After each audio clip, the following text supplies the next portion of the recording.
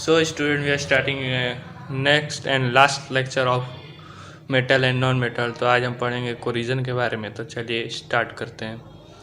तो कोरिजन में क्या होता है ये जान लें। कोरिजन को जानने के पहले कोरोड जानना ज़रूरी है। तो कोरोड क्या होता है, जो भी कोई मेटल किसी एयर, वाटर या अदर सब्सटेंस के साथ रिएक्ट कर जाए तो इसे कोरोड कहते हैं, और इसी फिनोमिना को कोरिजन कहते हैं, या फिर आप कह सकते हैं इसी प्रोसेस को कोरिजन कहते हैं। तो क्या होता है corrosion? When the surface metal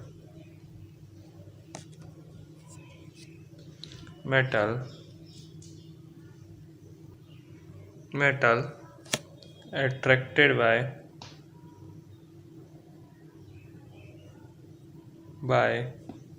air, water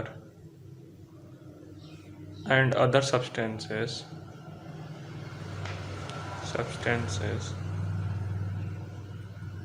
is called corrode, and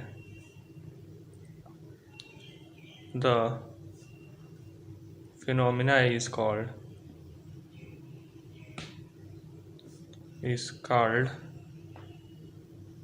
corrosion.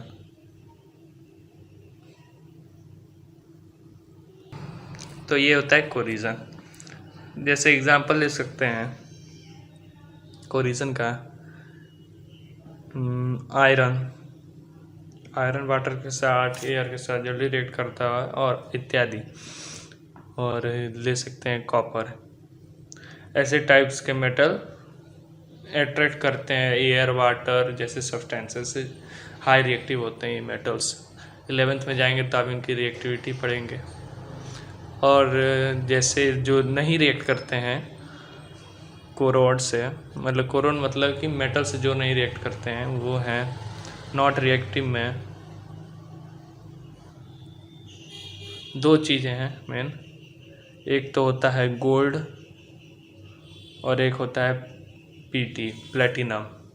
ये दोनों कोरिजन प्रोसेस में नहीं आती है, मतलब कि इनका रिएक्शन मेटल के साथ इतनी आसानी से नहीं होता है। तो ये होता है कोरिजन। चलिए आगे चलते हैं, चलिए आगे बढ़ते हैं, देखते हैं किन मेथड में कोरिजन का उपयोग सबसे ज़्यादा होता है। तो देखते हैं metals in corrosion.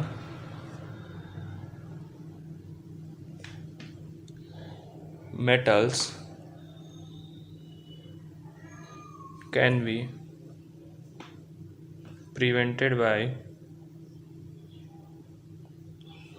by following methods.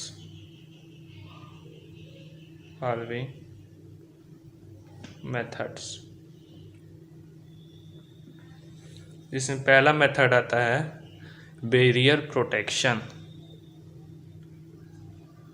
Barrier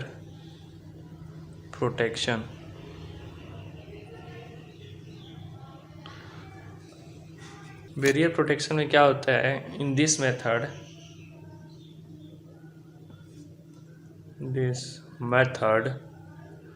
the surface is coated with impermeable layer,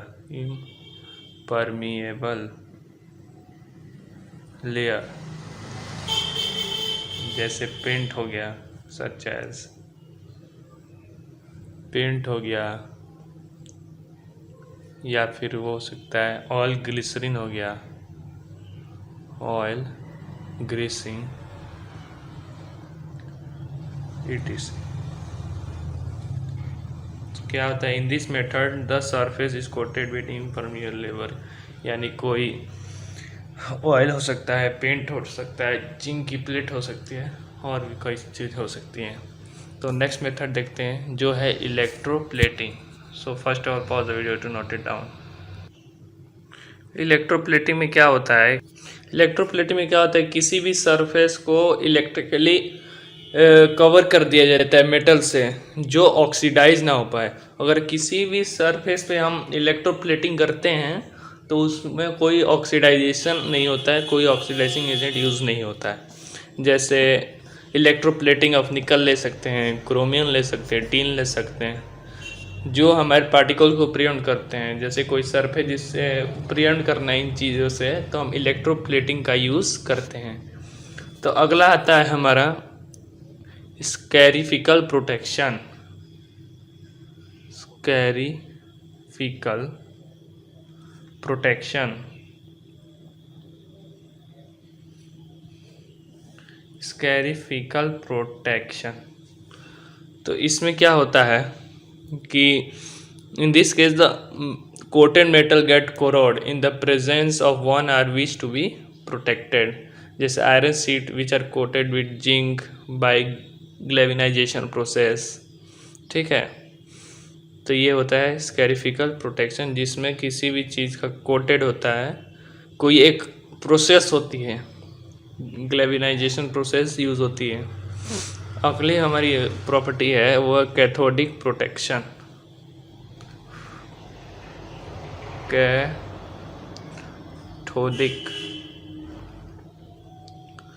protection,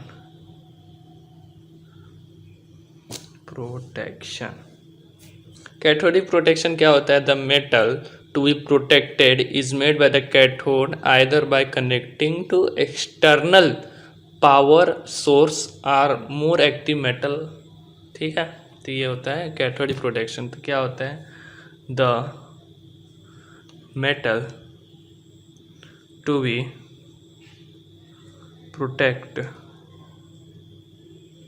protected is made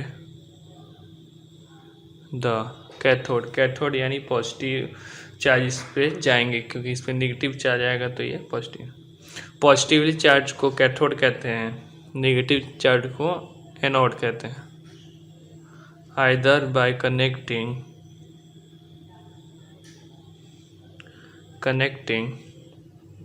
to external power source. ठीक है, तो ये बेसिक जानकारी थी। तो ये इसी तरह हमारे चैप्टर समाप्त हो गया है। अगले वीडियो में नए चैप्टर के साथ मिलेंगे। So thanks for watching the video. Thanks.